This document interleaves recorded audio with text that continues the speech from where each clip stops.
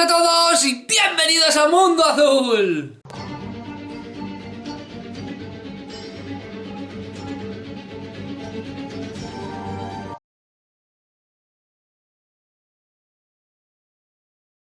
Bueno, pues ya estamos aquí un día más y hoy, amigos míos, menudo vídeo que os traigo. Increíble, fascinante, maravilloso, inigualable. Hoy, amigos míos, tal y como reza el título del vídeo, los ovnis que vio Alejandro Magno. Hoy,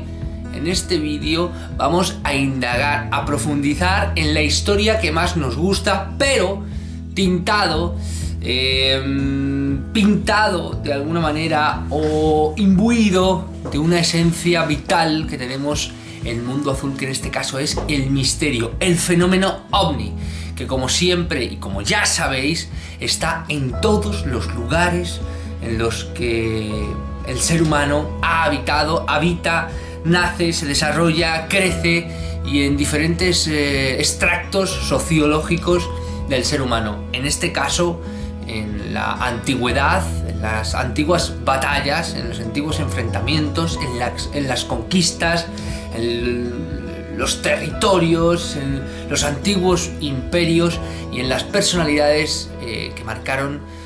el momento. En este caso, todo se junta en un hombre que yo creo que fue muy importante.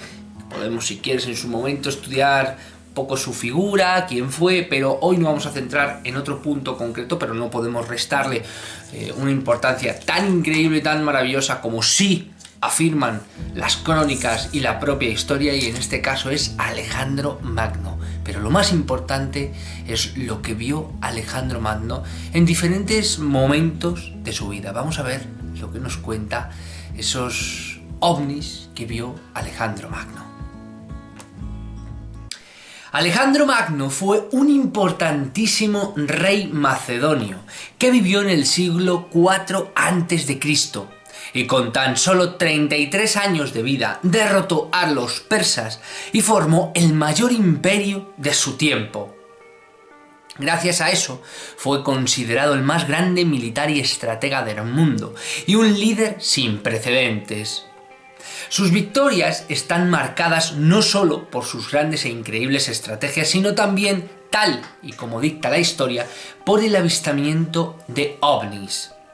Decidido a invadir la India, Alejandro Magno y sus ejércitos estaban tratando de cruzar el río Indo para enfrentarse al ejército indio, cuando de repente, y según dictaminan las crónicas, escudos brillantes y plateados descendieron e hicieron varios pases sobre el campo de batalla.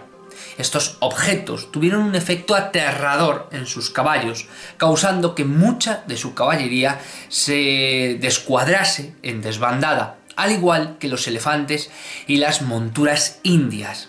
Tanto fue así que, a pesar de salir victorioso, Alejandro no continuó su conquista por la India. 7 años más tarde, Alejandro se enfrentó a uno de los mayores desafíos de su carrera militar. En su intento de conquistar por completo el imperio persa, se percató de que la ciudad de Tiro necesitaba ser capturada para evitar que los persas utilizaran su puerto para llegar con su ejército.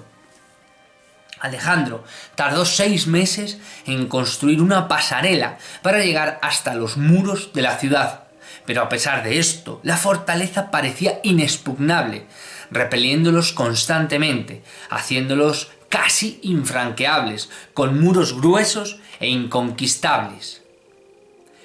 El relato registrado por el historiador y jefe militar de Alejandro afirma que durante uno de los ataques a la ciudad de Tiro, uno de esos misteriosos escudos plateados voladores que habían visto años antes apareció, lanzando un haz de luz y haciendo que uno de los muros colapsara.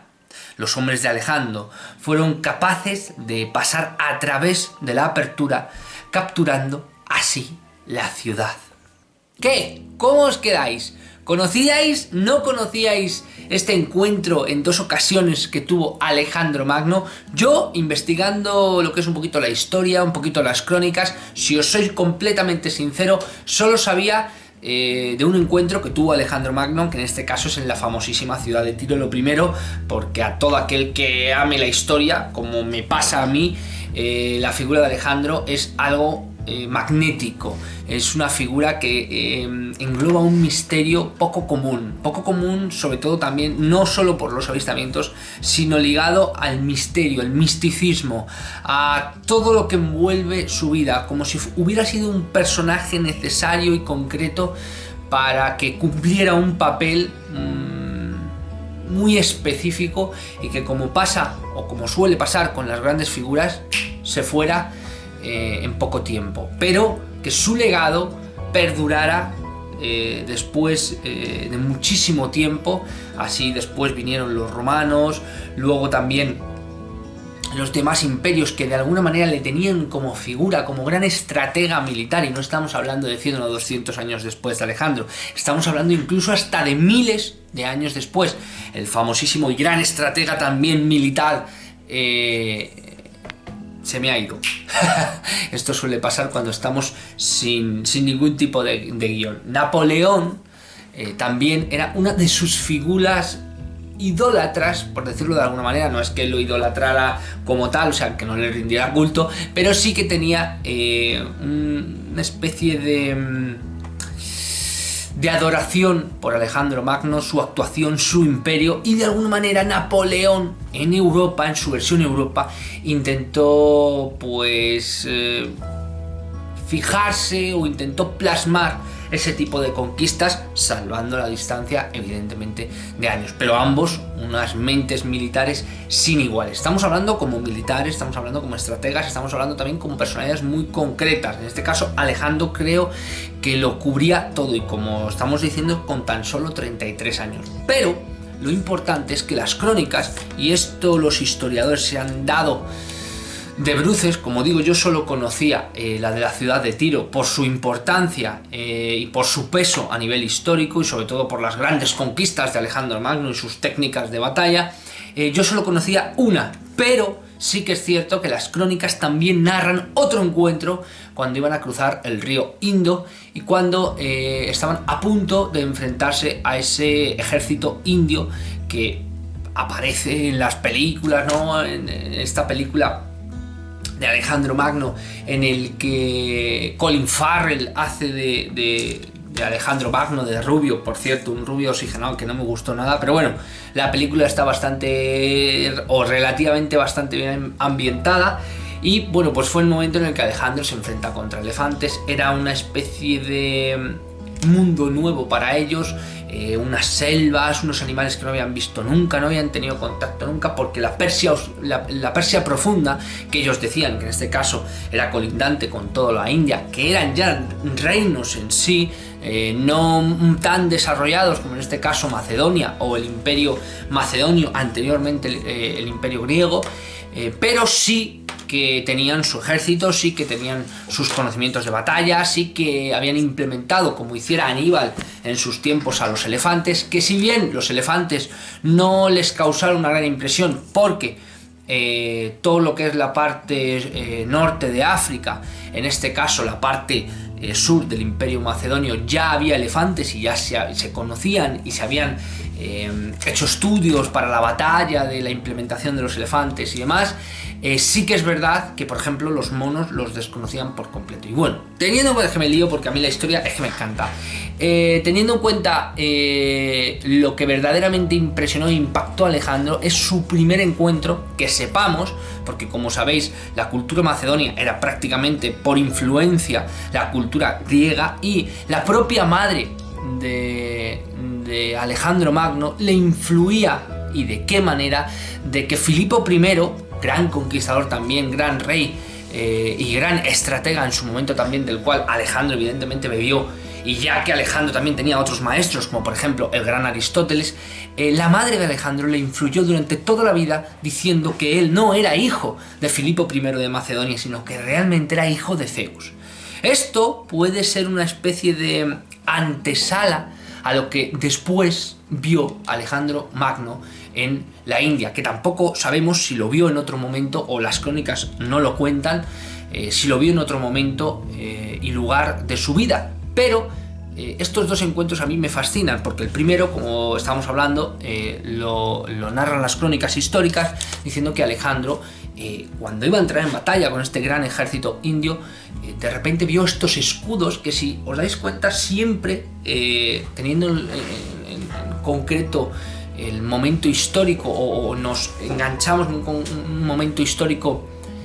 no medieval, evidentemente, pero sí bélico medieval, espadas, arcos, escudos, ellos siempre apelan a estos objetos redondos y circulares como si fueran escudos. De hecho, hay crónicas, y sí medievales, que también en su momento, de templarios, de grandes clérigos, etcétera, que hablan, y de grandes enfrentamientos, grandes batallas, en los que también aparecen este tipo de escudos, y también impresionan, porque aparecen, sobrevuelan la batalla y se van. Claro, los contendientes se quedan alucinados de que algo pueda volar, y evidentemente lo achacan a algo divino. No mentimos, o sea, la gente que estudiamos un poco historia, que investigamos el fenómeno ovni y que de alguna manera relacionamos los dos, no mentimos, esto está en toda la historia, y Mundo Azul lo lleva demostrando desde el 2017 que estamos aquí en el canal, como el fenómeno ovni estratificadamente viene apareciendo a lo largo de la historia, y que diferentes e importantísimos momentos históricos y personalidades que han marcado un antes y un después en el devenir de los tiempos también los han visto, y depende del contexto histórico los han mencionado de una u otra manera, pero que también los han relacionado con cosas divinas. De hecho, Alejandro Magno se quedó alucinado, y hay quien dice que no continuó porque creía que eso podía ser una señal divina. Pero es que en la conquista, en la gran conquista, porque fue, si no la primera, una de las grandes conquistas de Alejandro Magno, junto con el enfrentamiento que tuvieron contra Darío antes de conquistar Babilonia, que le hizo la famosa táctica del yunque. Os digo que es que a mí la historia me encanta, y Alejandro Magno es evidentemente predilección, no por Alejandro en sí, sino por la historia, y la historia militar también me encanta, no sé, es un magnetismo que tengo ahí, la estrategia más que la historia militar. Esta famosa táctica que le hizo, y Tiro fue una de las, ya te digo, una de las primeras 2, 3 grandes batallas de Alejandro Magno, de las cuales le ayudaron a resultar victorioso y escribir su nombre con letras de oro en la historia. Y es que una ciudad que creían inexpugnable, un gran asentamiento estratégicamente hablando, que fue la ciudad de Tiro, que después ha sido una ciudad muy importante en muchos aspectos, consiguiera asaltarla, consiguiera conquistarla. No iba mal, lo único que hubiera tardado mucho, y probablemente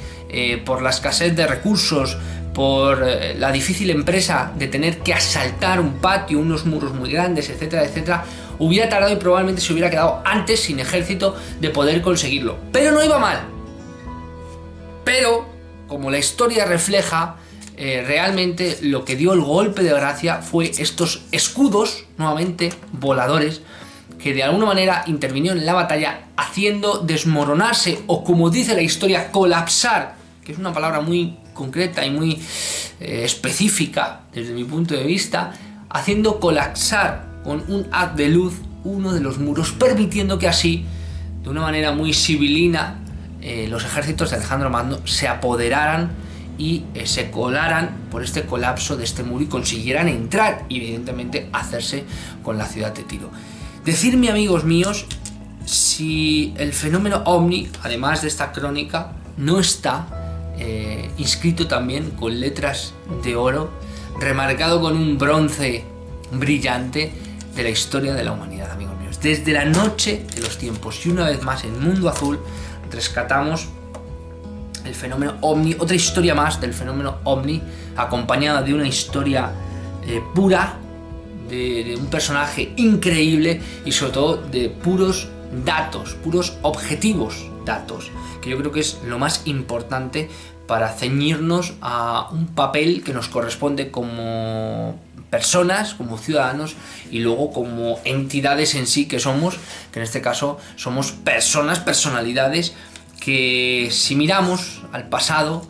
si tenemos un poco conciencia de lo que fue y de lo que ocurrió, veremos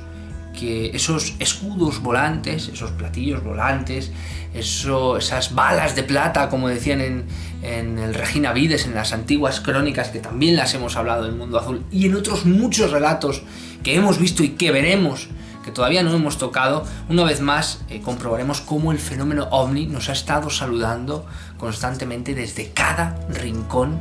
de lo que somos, de la historia del ser humano. Muchísimas gracias a todos, amigos, gracias por estar ahí, espero que el vídeo os haya gustado. Os recuerdo que tenemos el grupo de Telegram de Mundo Azul, conversaciones maravillosas. Estoy intentando darle un poquito de vidilla dentro de mi propio tiempo, pero como siempre os digo, os paso el testigo, os cedo el legado. Y si os ha gustado los vídeos, compartirlos, darlos a like, moverlos, en definitiva, comentarme, compartirlos en vuestras redes sociales, que también es muy importante. Hablar, proponer, debatir en el grupo de Telegram de Mundo Azul. También os recuerdo los vídeos short de YouTube, donde voy colgando asiduamente un montón de vídeos. También os recomiendo que me sigáis en mis redes sociales de Facebook, de Instagram y de TikTok. Y como no, os recuerdo también que tenéis la membresía del canal para todos aquellos que decidáis aportar lo que buenamente queráis, si es que queréis. Muchísimas gracias a todos, gracias por estar ahí y nos vemos